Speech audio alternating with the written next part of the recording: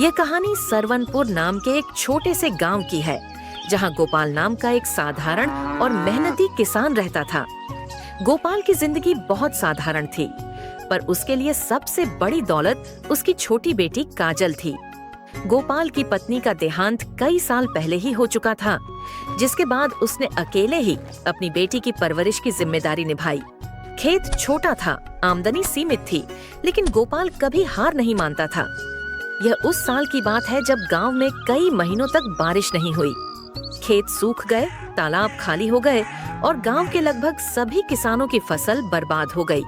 गोपाल के खेत की हालत भी ऐसी ही थी। उसके पास जो थोड़ा बहुत अनाज और पैसे बचे थे, वह भी धीरे धीरे खत्म हो चुके थे।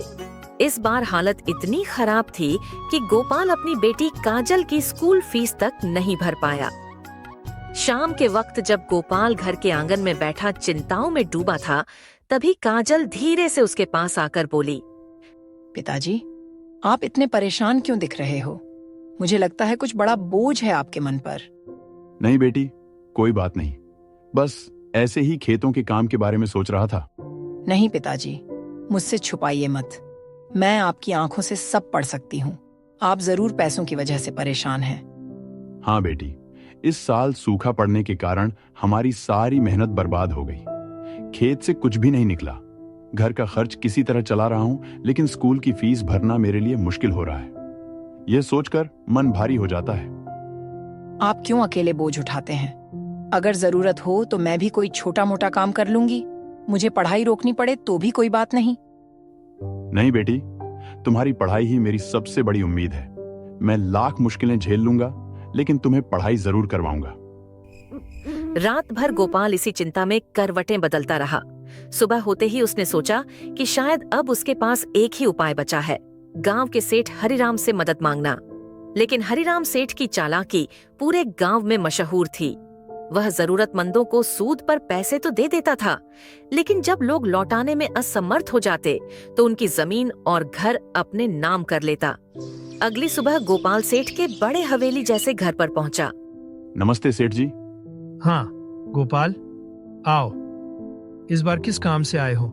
सेठ जी, आप तो जानते हैं कि इस साल बारिश न होने से मेरी सारी फसल बर्बाद हो गई।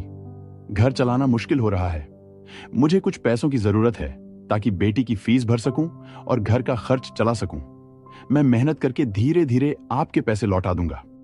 पैसे तो मैं दे दूंगा गोपाल, लेकिन मेरी शर्तें तो तुम जानते ही हो। अगर समय पर पैसे ना लौटा पाए तो तुम्हारा खेत और घर मेरे नाम हो जाएंगे। गोपाल अंदर ही अंदर कांप गया, लेकिन बेटी की मुस्कान याद करके उसने हिम्मत जुटाई। ठीक है सेठ जी, मैं वादा करता हूं कि आपके सारे पैसे लौटा दूंगा। सेठ ने कुछ सिक्के और नोट उसके हाथ पर रख दिए और कहा, ठीक है, लेकिन याद रहे मेरी बातें। अगर ना लौटाए तो मैं तुम्हारा घर जमीन छीन लूंगा। गोपाल पैसे लेकर घर लौटा। घर पहुंचते ही उसने काजल को बुलाया। बेटी देखो, तुम्हारी फीस के लिए पैसे लाया हूं। कल से तुम निश्चिंत होकर स्कूल जाओ। लेकिन पिताजी, आपने पैसे कहाँ से लाए? कल तो आप कह रहे थे कि घर में कुछ भी नहीं बचा। ये पैसे मैंने सेठ हरिराम से उधार लिए हैं। पिताजी, पर वह सेठ तो बहुत चालाक है। वह लोगों को फंसाकर उनकी जमीन छीन लेता है। हाँ बेटी, मैं जानता हूँ, लेकिन और कोई रास्ता भी तो नहीं था। मुझे विश्वास है कि मेहनत और ईमानदारी से हम समय रहते सब चुका देंगे। तुम्हें बस पढ़ाई पर ध्यान देना है। पिताजी, मैं वादा करती हूँ कि आपकी उम्मीदों पर खरी उतरूंगी। एक दिन ऐसा आएगा जब मैं आपको इस हालात से बाहर निकाल दूंगी। गोपाल ने उसे सीने से लगा लिया। उस क्षण उसे लगा कि चाहे हालात कितने भी कठिन क्यों न हो, बेटी की हिम्मत और विश्वास ही उसकी सबसे बड़ी ताकत है। और हाँ, इस तरह की और कहानी देखना चाहते हैं तो मेरे चैनल को सब्सक्राइब